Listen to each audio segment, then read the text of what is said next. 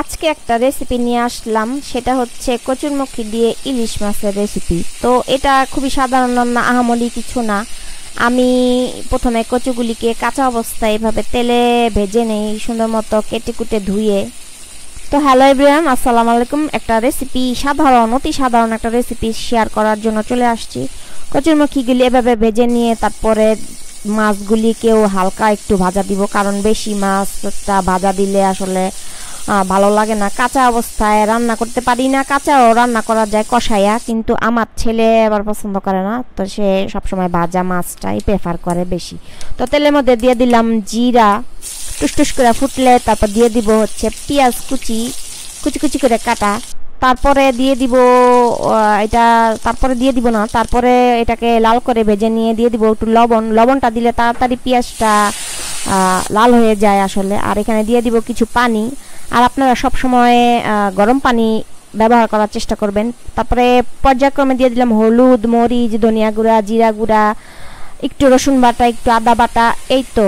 তারপরে এটাকে সুন্দর মতো কষায় নিতে হবে, কষা করে তারপরে এই যেভাবে গুটা দিয়ে কষা করে যখন দেখবেন যে তেল উপরে উঠে গেছে, তখন আরেকটু নাড়াচাড়া দিয়ে ভেজে রাখা কচুরমুখীগুলি দিয়ে গুটা দিয়ে নাড়াচাড়া করে নেবেন। তো কচুরমুখী আসলে খেতে আমার খুবই ভালো লাগে।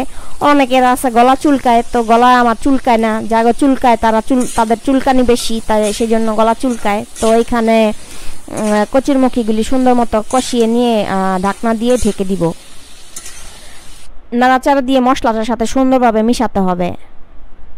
এই যে একটুখানি সামান্য পানি দিব, কারণ আমার কষানোর সময় পানিগুলি শুকিয়ে গিয়েছে। তো তারপরে এই যে হালকা একটু পানি দিয়ে মশলাগুলি এটার মধ্যে মসতে দিব। তারপরে দিয়ে দিব নাড়াচাড়া করে ঢাকনা দিয়ে ঢেকে কতক্ষণ পরে দেখব যখন পানিগুলি শুকিয়ে গেছে, তারপরে নাড়াচাড়া দিব। আবার নাড়াচাড়ার উপরেই রাখতে হবে, কারণ নিচে দিয়ে লেগে যাওয়ার সম্ভাবনা থাকে।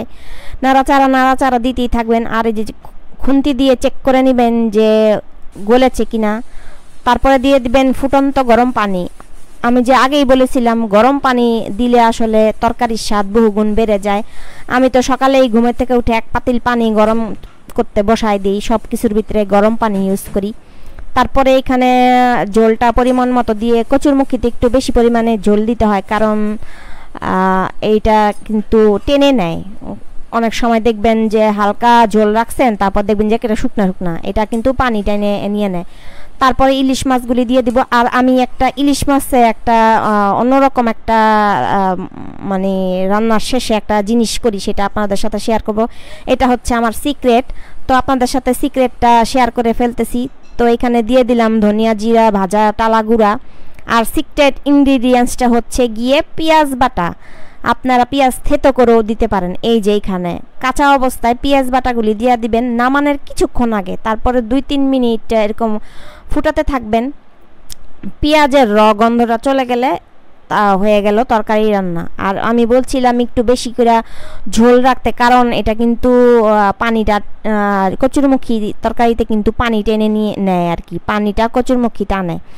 তো এই হয়ে গেল রান্না। তো কেমন লাগলো রান্নাটা আপনারা অবশ্যই জানাবেন। আর এটা আহামরি কিছু রান্না না, আমি আগেই বলছি, সাধারণ একটা রান্না, তারপরও আপনাদের সাথে শেয়ার করলাম আমি যেভাবে রান্না করি। আর আপনারা কারা এইভাবে ইলিশ মাছে পেঁয়াজ বাটা দিয়ে রান্না শেষে নামান, এটা আমাকে জানাতে পারেন। আমাদের তো খুবই ভালো লাগে। তো ধন্যবাদ সবাইকে রেসিপিটা দেখার জন্য।